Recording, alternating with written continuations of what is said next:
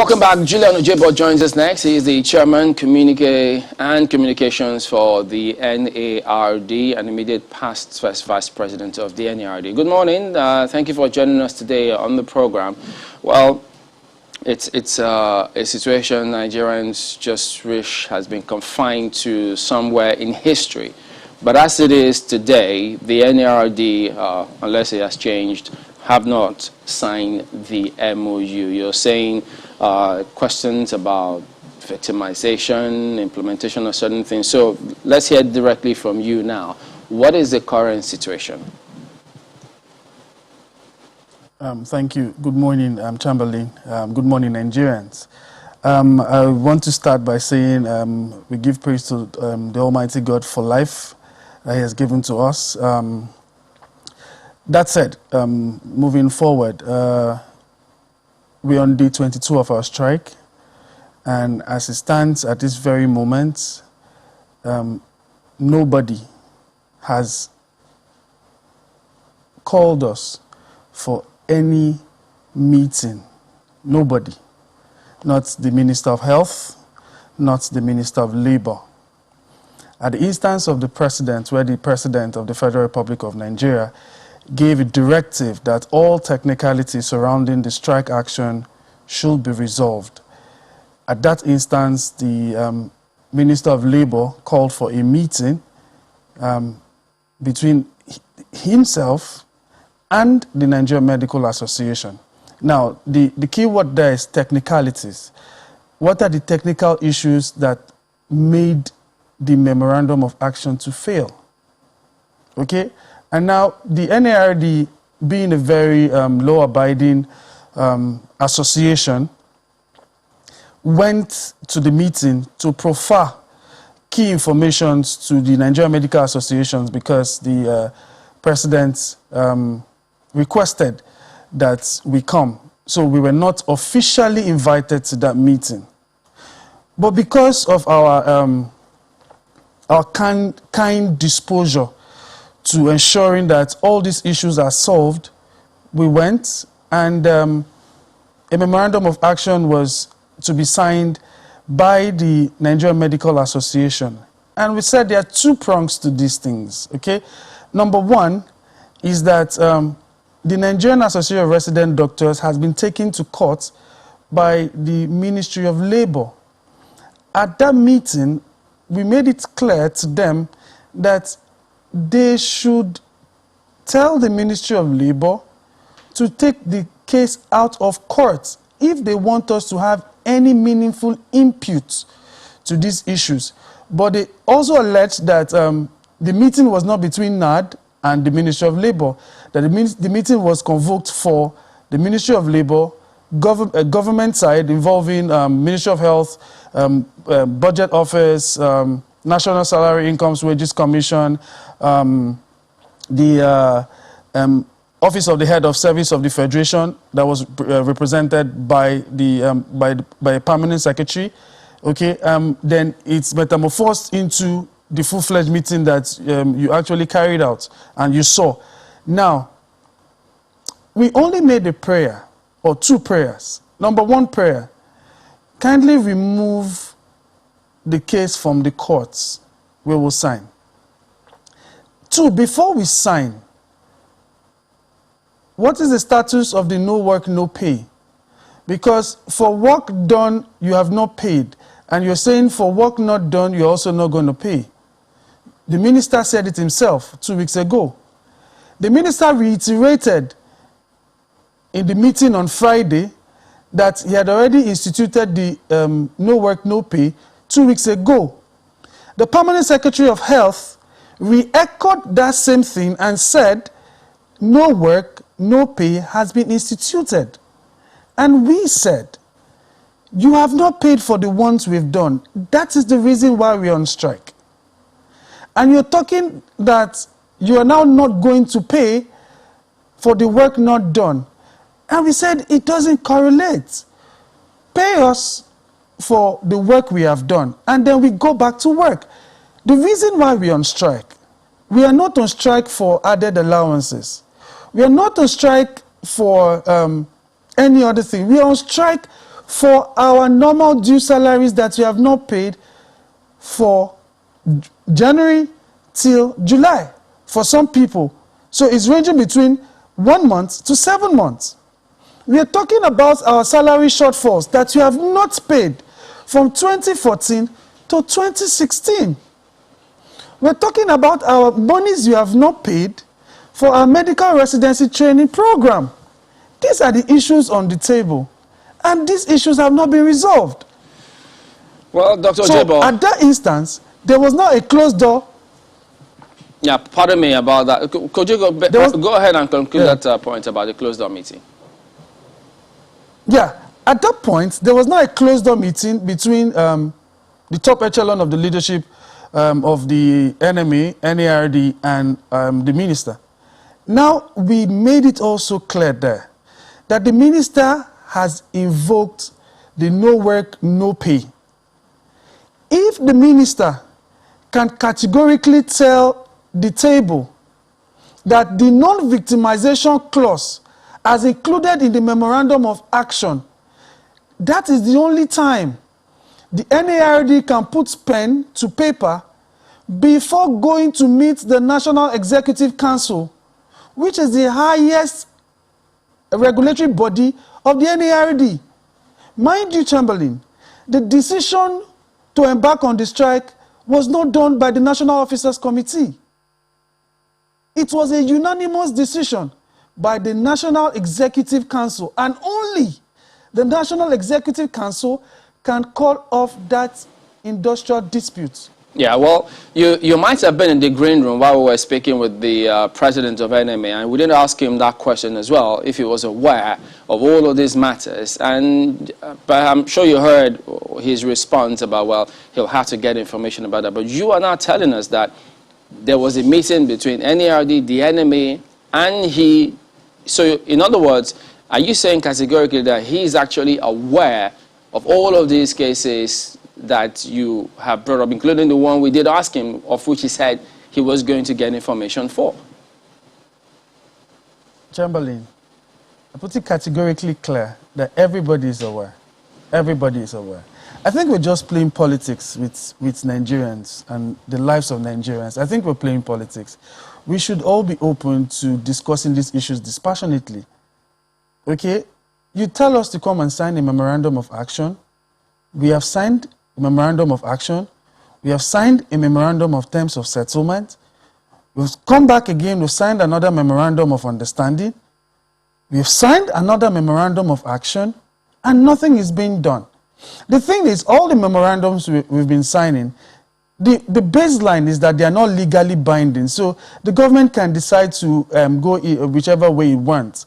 Okay, so what we've now recovered or understood is that for any dispute you engage in, you should ensure that you see it to fruition.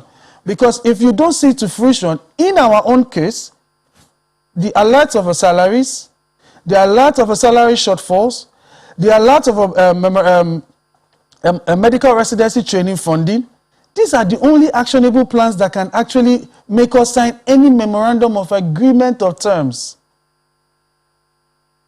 Other than Doctor, these, I don't think we are being fair.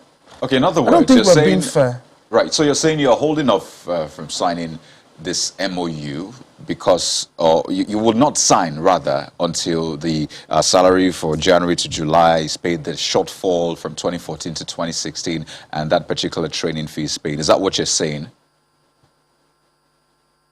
Yes, crystal clear. Crystal okay, clear. so the talk about you not being, you not being happy about victimization and the rest, that's why you're not signing. That's not the case, right? No. Now, don't twist it. I said, please enlighten the us. president would not put pen to paper. The president of the NARD would not put pen to paper to any memorandum of understanding. He does not have the right. He doesn't. The only body constitutionally sanctioned to stop the industrial action at the moment is the National Executive Council.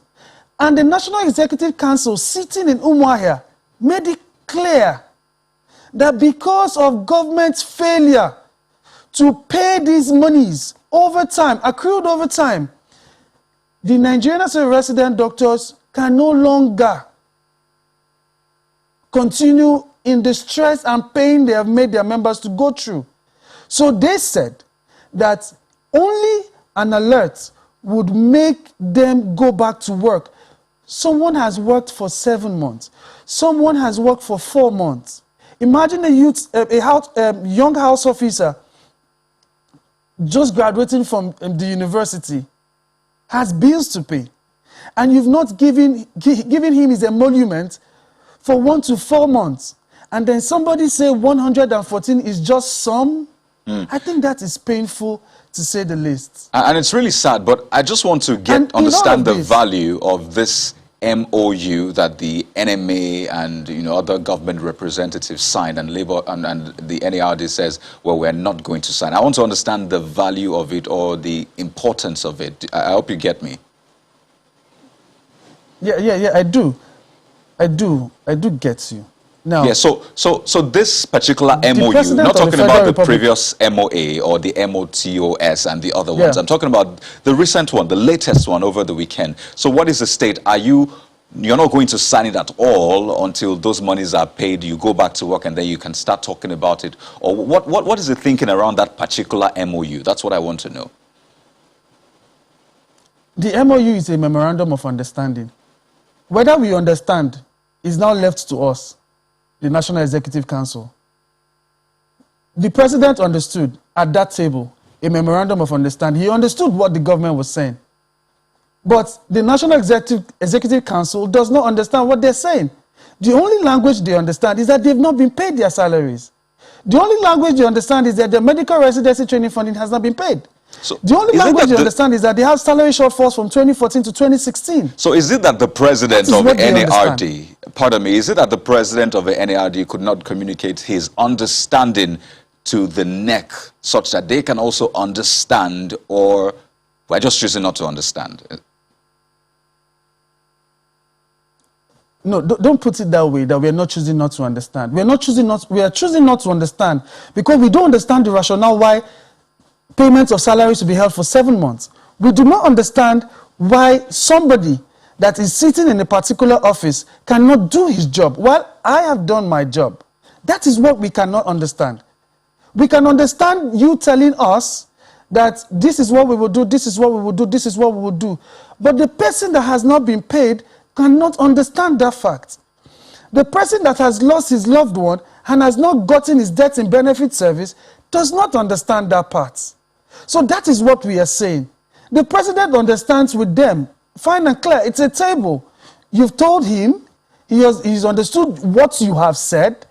He has to take what he has understood to the National Executive Council. Okay, just to be clear to Nigerians, when we say president, we're referring to the president of NARD, not the president of Nigeria. The president of the NARD. Oh, yeah. Of course. So let's talk about this meeting. So if you say that the NARD was not invited officially, as you're always invited to meetings, so it was sort of a tag along or a verbal invite. Can the NMA, just help me understand, Nigerians understand, can the NMA sign or make decisions on behalf of the NARD and say, okay, well, because NARD is an affiliate body, we're going to say, okay, fine, let's sign the dotted lines and we'll communicate NARD and all will be well. Is that possible? No, it's not possible. The Nigerian Medical Association is the parent body of all doctors in the country. The NARD is the association that caters for the welfare of all resident doctors in the Federal Republic of Nigeria. Okay? The NARD is made up of adults who understand simple English. Okay? The NMA can only make a plea to the Nigerian Association of Resident Doctors that from our understanding, this is what the government has done. These are the hitches that they're having. These are the hitches they are having. Okay? And then we will now make our own informed decision by ourselves. If I want to go in for surgery, I will sign with my own hands the consent that I understand everything that will be done on me. Okay? Now, if you are owing me and I've gone on strike. You're calling my father to come and speak to me. I'll listen to my father, hear what he wants to say. But I'll also tell him that, Dad, these are the issues. 1, 2, 3, 4, 5. If these issues have not been done, we have no reason to come back and discuss all of these issues. Do we listen to our parents? Of course, yes. But we also have our own needs. We also have our own mental space, as it were, to process all of these things. So when in the absence of understanding these things, we think that there'll be a problem. Okay? So we listen to the NMA. We've always listened to them. But we have specific demands. We're impoverished, as it were. Over 2,000 of our members, over 2,000, have not been paid for 3 to 4 months. Over 114 of our house officers have not been paid. 19 of our members lost their lives, and their death and benefits insurance has not been paid. Over 6,000 of our members are being owed salary shortfall, paid less than 62% of the salaries between 2014 and 2017. They've accrued debts over the time. How do you want them to understand? I think our parent body, the enemy, now needs to make us understand, because we don't understand. It doesn't make any sense. Have you asked yourself, just for once, where is the Minister for Health? Where is the Minister for Health? Nobody has asked that question. Have you seen him in any conciliatory meeting? The only time he came for a conciliatory meeting, he said, and I quote, that he was going for a press briefing for the Presidential Steering Committee. It means that there's nobody supervising the Ministry of Health. Why do you think that's the case? Our issues... Why do you think the minister is not there? Chamberlain, I think you should be telling me, because I don't know. We don't know. I'm not the president of NARD. You are NARD on a lighter note. But do you get a sense that the authorities feel they can get across to the NMA? Perhaps if they get the NMA can get the NARD to listen, hence why they invited the NMA, who then beckoned on the NARD to come for the meeting and perhaps sign the MoU. Chamberlain, I have 3 children. If my kids ask me for ice cream, I'm standing right by the fridge. They're standing close to me. I'll give them the ice cream. I don't need to tell them to go and tell their mother to come and take the ice cream from the fridge, or now tell them the complaints that they need. It doesn't make any sense. You're owing resident doctors. Pay the resident doctors. Why go round and round?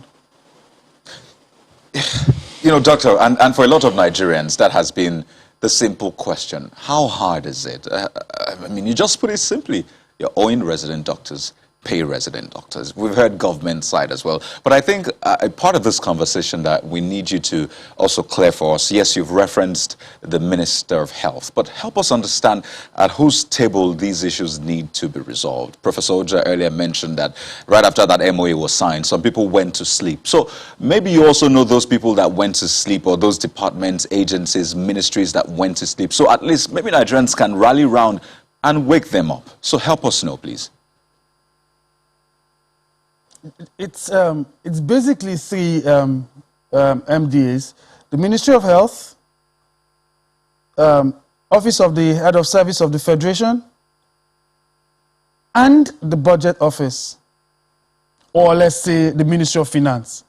These are the 3 ingredients to all of the quagmire we have. These 3 persons in the Office of the Ministry of Health are not doing their job. We've always argued that hospitals in the first place had no reason being under hospital services.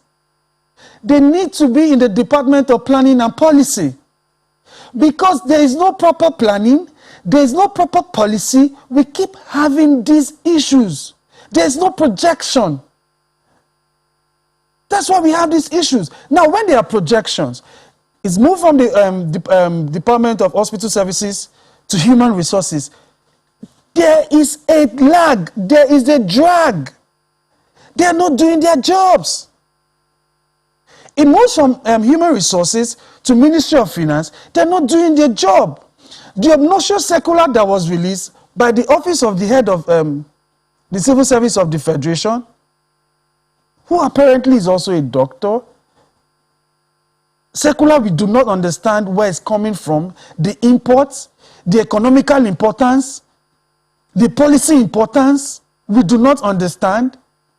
It emanated from the Office of the Head of the Service of the Federation. So these are the key offices that are giving us the problems we have right now. So we're telling Nigerians, and we want Nigerians to know, Ministry of Health, Ministry of Finance, and the Office of the Head of Service to the Federation. I was hoping there would be more. This is where we have our issues. Okay, maybe more specificity, but as it were, you've at least mentioned those areas. So some dailies, I mean, you see some headlines saying strike to end soon, especially now that there's an MoU, and for them, they're just waiting for the NARD to sign the dotted lines. Is that true? Will this strike end soon?